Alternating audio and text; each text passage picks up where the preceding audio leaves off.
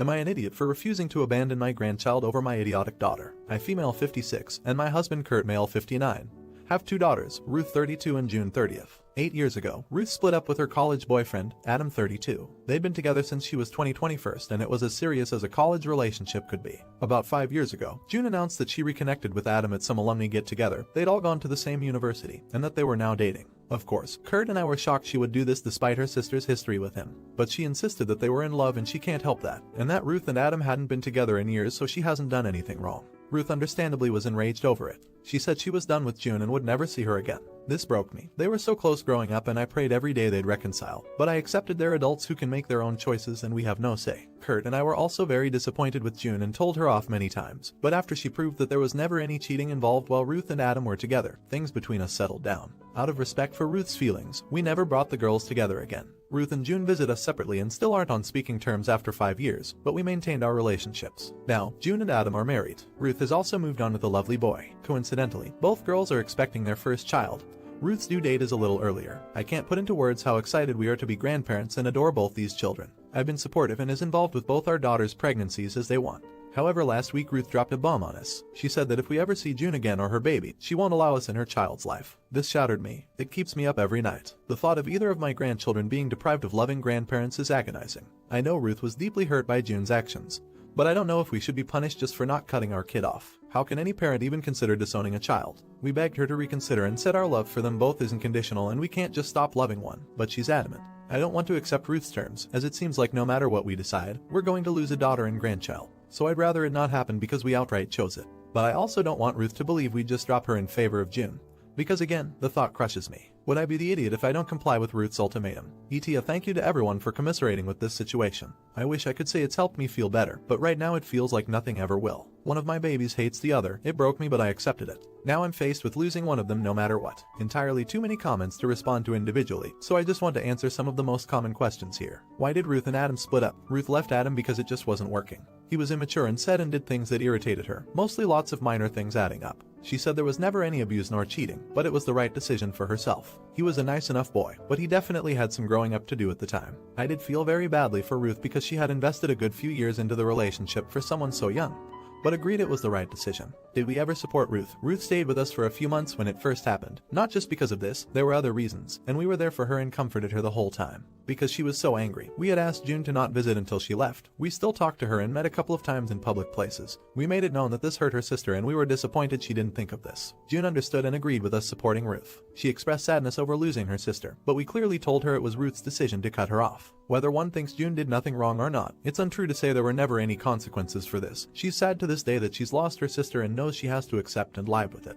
Did June ever apologize to Ruth? Both girls have confirmed that June reached out a few times over the years to apologize. No one put her up to it. Ruth didn't forgive her and she's well within her rights not to. We understand no one can or should make her accept the apology. Why don't we just cut off Adam? He's June's husband and the father of our second grandchild. They're a package deal now. Once we cut him off, we risk losing June and our grandchild anyway, which is the same as what I'm trying to prevent with Ruth. Some comments say that in letting June stay in our lives after this, I already chose her and asked why I didn't cut her off from the start. I'm baffled that anyone would suggest I could just disown a child so easily like she was never ours. Not disowning June doesn't mean I chose to be her mother over Ruth's. I never abandoned Ruth and never will. Ruth has thanked us for our support in the past. She said she was fine with how we'd arranged things for the last 5 years, as long as she never had to see June. She was happy seeing us and everything was normal between us. It's only now that she wants us to disown June. Some say she should have cut us off years ago for still loving June. She's said many times her goal isn't to cut us off. She loves us and wants us to be involved with her child, but that she can't stand June or her baby getting the same love and care from us because she thinks she doesn't deserve it. I want to add that if Adam had ever abused or cheated on Ruth, we certainly would have gone no contact or at least LC with them. But that's not what happened, and both girls used to repeatedly tell us that what happened between them had nothing to do with us. So yes, I did keep my relationship with both daughters. I don't regret it because as heartbreaking as this is, willingly cutting off either of them, outside of the circumstances I mentioned, is unfathomable to me or their father. Update. We followed the advice and told Ruth that if she decided to go no contact, we would comply.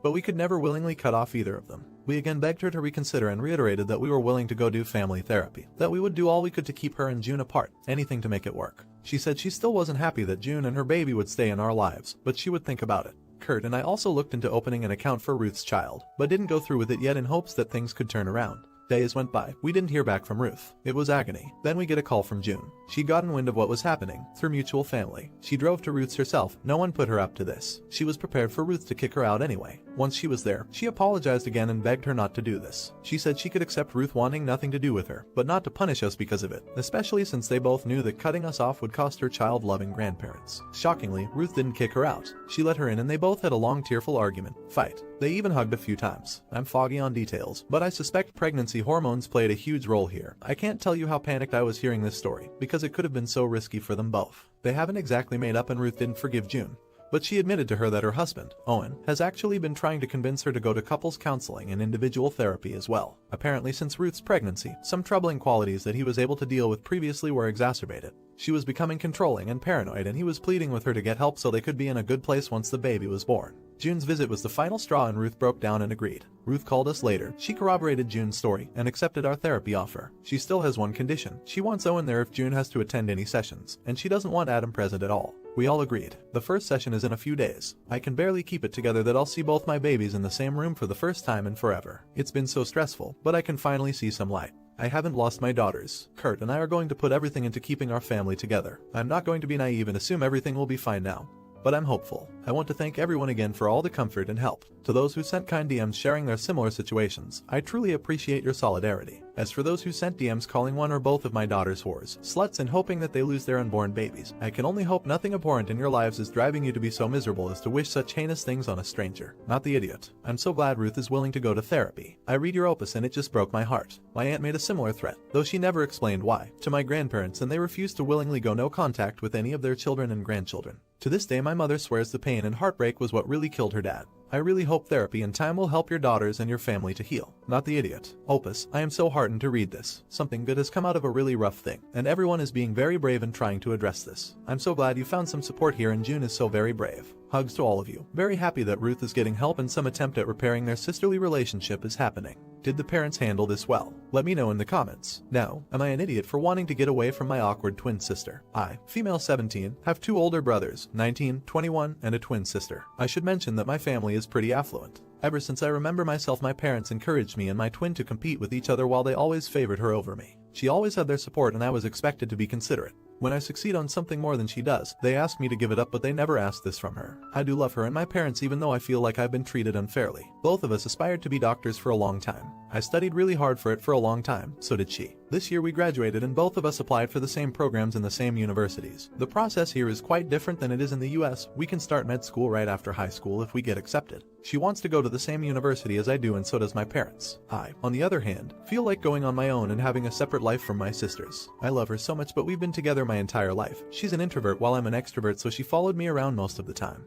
I always included her and made sure she's happy, but it's been like this our entire lives and I'm honestly tired. Not to mention that if we go to the same place I would be expected to study with her and help her get high grades and won't be able to study on my own and focus on my success. And my parents will be mad if I succeed more than her. It's been like this for the past 12 years, which will eventually hurt me. I just want to finally be a person of my own. This is where I might be the idiot. I got accepted to 4 different universities and she got into 2. I waited for her to decide where she wanted to go and then made my decision, like I said, a different place. Then she changed her mind and said she wants to go to her second option, the one I chose. I said that it's not a problem and I will go to a different place, one she didn't get into. My sister got really offended and my parents were furious, even though I explained myself politely and said that I love her but wanted to get a fresh start where nobody knows me. They demanded that I go to the same place as my sister or else they wouldn't pay for my degree. Then I said whatever and that I'll be fine on my own and left to my grandparents. When they came to talk to me they just kept on saying how wrong and entitled I am. I really had enough, so I told them I hate them for treating me like this. Now I'm refusing to talk to them and ignoring their calls. My brothers and grandparents are on my side but everyone else tells me I'm an idiot. So am I. I said in the comments. School started 2 weeks ago and so far it's absolutely amazing. I have great roommates and I love my classes. It's a bit intense but I'm keeping up. It's truly a dream come true. Well, some things happened. My parents apparently called my uni and asked for my schedule. From what I understand, they said that as my legal guardians they are entitled to know everything about it. The school told them that if they want my details they need to come and prove that they are indeed who they claim to be and informed me about it. It happened just a couple of days after school year started. They hadn't contacted me until a week ago when they asked me to have dinner with them, even offered to drive to where I am, which is strange as they never even bothered to pick me up from friends, and I agreed. It was on Friday. They reserved places in a fancy restaurant nearby. Dinner went surprisingly well. Bit awkward but they were nice. Then they told me they will pay for my school tuition and everything else I need.